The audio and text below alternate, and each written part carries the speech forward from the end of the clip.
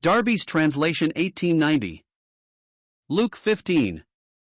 And all the tax gatherers and the sinners were coming near to him to hear him, and the Pharisees and the scribes murmured, saying, This man receives sinners and eats with them.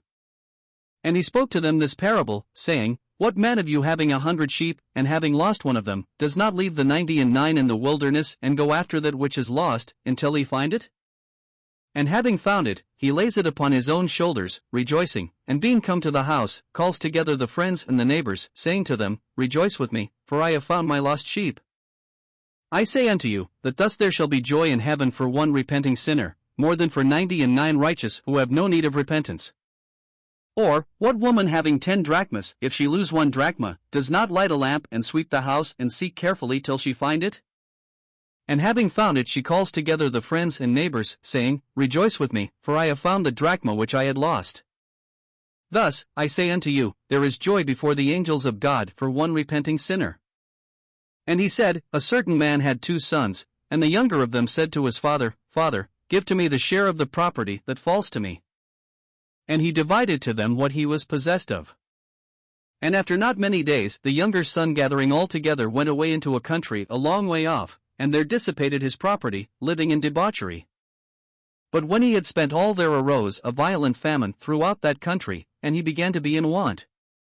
And he went and joined himself to one of the citizens of that country, and he sent him into his fields to feed swine.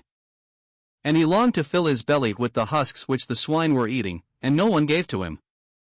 And coming to himself, he said, How many hired servants of my father's have abundance of bread, and I perish here by famine? I will rise up and go to my father, and I will say to him, Father, I have sinned against heaven and before thee, I am no longer worthy to be called thy son, make me as one of thy hired servants.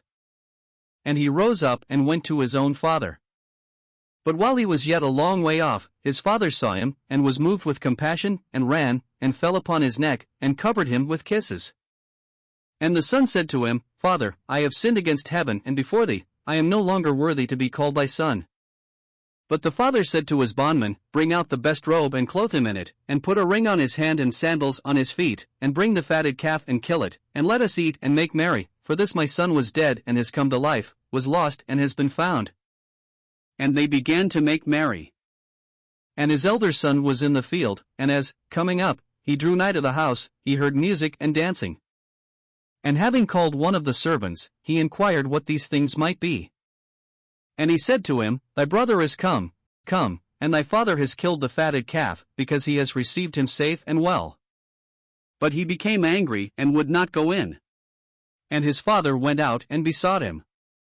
But he answering said to his father, Behold, so many years I serve thee, and never have I transgressed a commandment of thine, and to me hast thou never given a kid that I might make merry with my friends, but when this thy son, who has devoured thy substance with harlots, is come, thou hast killed for him the fatted calf.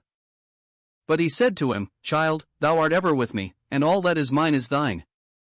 But it was right to make merry and rejoice, because this thy brother was dead and is come to life again, and was lost and has been found. Luke 15. By F. B. Hole. From the 2 verses that open this chapter, it would seem that these words about grace and discipleship drew the publicans and sinners toward him, while repelling the Pharisees and scribes. He did indeed receive sinners and eat with them. Such action is according to the very nature of grace. The Pharisees flung out the remark as a taunt. The Lord accepted it as a compliment, and proceeded by parables to show that he not only received sinners but positively sought them, and also to demonstrate what kind of reception sinners get when they are received. First, the parable of the lost sheep. Here we see in the shepherd a picture of the Lord himself. The 99, who represent the Pharisee and scribe class, were left not in the fold but in the wilderness, a place of barrenness and death. The one sheep that was lost represents the publican and sinner class, those who are lost, and know it, the sinner that repents. The shepherd finds the sheep, the labor and toil is his. Having found it, he secures it and brings it home. His shoulders become its security. He brings it home, and then his joy begins. Never does he have to say, Sorrow with me, for I have lost my sheep which was found. It is impossible to find on earth that 99 just persons, which need no repentance, though sadly easy to find 99 who imagine themselves to be such. Yet if they could be found, there is more joy in heaven over one repentant sinner than there could be over them. All the myriads of holy angels in heaven have never caused such joy as one repentant sinner. What astounding grace this is! The parable of the lost piece of silver pursues the same general theme, but with a few special details.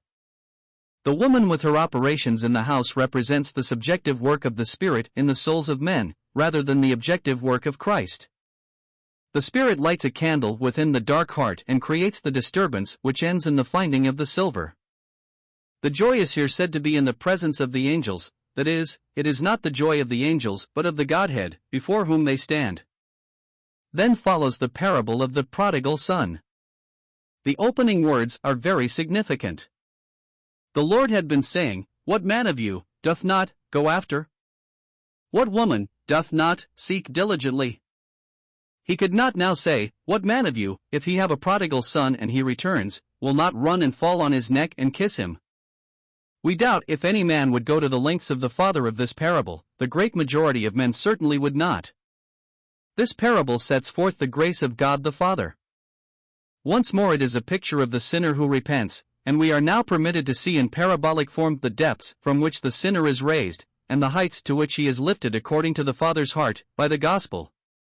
In the best robe we see the symbol of our acceptance in the Beloved, in the ring the symbol of an eternal relationship established, in the shoes the sign of sonship, for servants entered the houses of their masters with bare feet. The fatted calf and the merriment set forth the gladness of heaven and the Father's joy in particular. The son had been dead morally and spiritually, but now he was as one risen into a new life. If the younger son pictures the repentant sinner, the elder son accurately represents the spirit of the Pharisee. The one was hungry and went in, the other was angry and stayed out. The arrival of grace always divides men into these two classes, those who know they are worthy of nothing, and those who imagine themselves to be worthy of more than they have got. Said the elder son, "Thou never gavest me a kid, that I might make merry with my friends." So he too found his society and pleasure in a circle of friends outside his father's circle. The only difference was in the character of the friends. The younger sons were disreputable, while his presumably were respectable. The self-righteous religionist is no more in real communion with the heart of the Father than is the prodigal, and he ends up still outside while the prodigal is brought within.